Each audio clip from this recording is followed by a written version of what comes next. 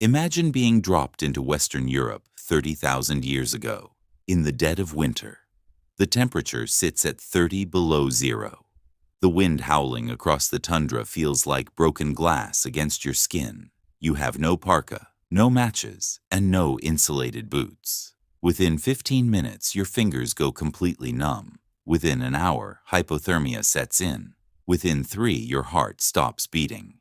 Physiologically speaking, humans have no business being in the cold. We are tropical apes. We do not have thick fur like musk oxen. We do not have a 6-inch layer of blubber like bowhead whales. We do not produce natural antifreeze in our blood like Arctic cod.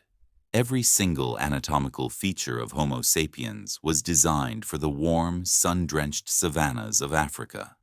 Yet, during the last glacial maximum, when massive ice sheets 2 miles thick buried half of North America and Europe, our ancestors did not just survive in sub-zero wilderness. They thrived. They raised children, produced magnificent cave art, and expanded their territory across frozen continents. How did a hairless tropical primate beat the brutal physics of an ice age? The answer is not a single invention. It is a biological, technological, and behavioral survival system stacked layer upon layer over thousands of years. And once you see how they actually did it, you will realize that winter did not just test human limits. It permanently altered human evolution. To understand how early humans survived the deep freeze, you first have to understand the biological trap that almost wiped us out. It is a phenomenon known today as protein poisoning, or rabbit starvation. When the temperature plunges, your body becomes an furnace, burning up to 5,000 calories a day just to maintain a core temperature of 98.6 degrees Fahrenheit. In an ice age environment, plants and vegetation disappear under feet of snow for 8 months of the year. That meant ancient humans had to rely almost entirely on meat. But here is the catch. If you eat only lean meat, like wild hares or starving deer, your body cannot process the massive overload of protein without fat or carbohydrates to balance it. Your liver reaches its metabolic limit, toxic nitrogen builds up in your bloodstream, and you starve to death on a full stomach. Ice Age hunters knew this without needing a biochemistry degree. They did not hunt for meat, they hunted for fat. Archaeologists digging through Paleolithic campsites routinely find mountains of animal bones, but almost every single long bone is smashed wide open. Humans were targeting the bone marrow and brain tissue, pure concentrated lipid calories. They targeted megafauna like woolly mammoths, cave bears, and woolly rhinoceroses, not just because they provided massive quantities of food, but because these animals carried thick layers of subcutaneous fat. Fat was not a luxury. Fat was fuel. It was the biological antifreeze that kept the human metabolic furnace burning through 6-month-long blizzards. Inside the body, our ancestors had another secret weapon: brown adipose tissue, or brown fat. Unlike regular white fat, which stores calories, brown fat contains a high density of mitochondria that burn energy directly to generate pure heat without shivering. Newborn infants still have high levels of brown fat today, but Ice Age adults maintained active brown fat reserves their entire lives, transforming their own metabolism into a living space heater. Yet, biological adaptation alone could only take them so far. Biology gives you minutes in a blizzard. Technology gives you generations. And the single most important technological breakthrough in human history was not the wheel, or the sword, or even the stone axe. It was the eyed needle. Around 40,000 years ago, stone tool technology shifted dramatically. Bone, antler, and ivory were sculpted into delicate, slender needles with microscopic holes carved into the top. It sounds like a modest invention, but the eyed needle changed evolutionary history because it allowed humans to create tailored, multi-layered clothing.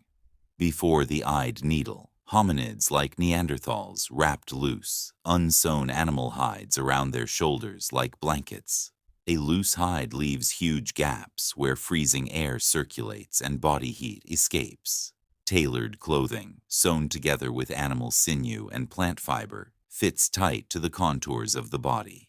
Homo sapiens created complex three-layer garment systems that mirrored modern high-tech expedition gear. The inner layer, made from soft fur turned inward, trapped a microclimate of warm air against the skin. The middle layer provided bulk insulation.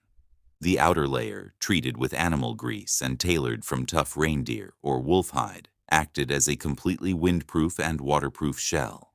They created fur parkas with deep hoods, fitted trousers, and insulated boots lined with dried grass. By trapping static air between layers of fur, ancient humans created a personal environment that was 80 degrees warmer than the frozen landscape outside. They carried the tropics with them everywhere they walked. When the sun went down and temperatures crashed even lower, survival shifted from clothing to structural thermodynamics. Out on the treeless mammoth steppes of Russia and Ukraine, there was no timber to build cabins and few natural caves for shelter. So, early humans built homes out of the only abundant building material available, the bones of giant beasts. At sites like Mezherik, archaeologists unearthed ancient dwellings constructed from the skulls, tusks, and leg bones of over 100 mammoths.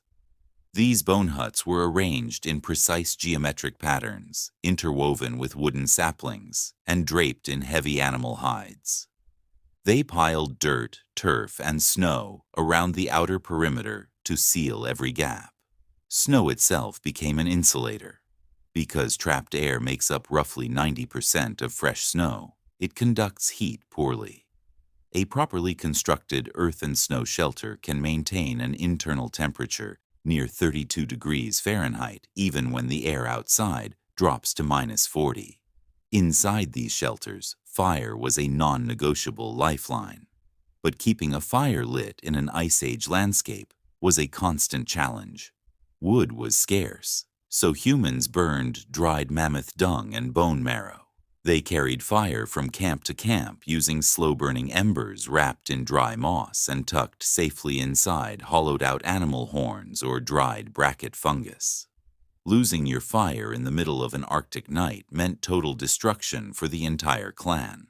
That absolute dependency on fire and warmth forged a level of social cohesion that had never existed before on Earth. During the long, dark winter months, humans were forced into tight physical proximity for survival. They shared body heat inside insulated shelters, huddling together through endless nights. But more importantly, they shared information. This was the era when human language exploded in complexity. Sitting around a fire pit while a blizzard raged outside, elders passed down oral maps of water sources, migration routes, and predator behaviors. They invented stories, mythologies, and songs that encoded survival wisdom into the minds of the young. Storytelling was not entertainment. It was a biological database that allowed knowledge to survive longer than any individual human life. The cold filtered out the reckless and rewarded the planners, the communicators, and the innovators. The people who survived the Ice Age were not necessarily the strongest or the most aggressive.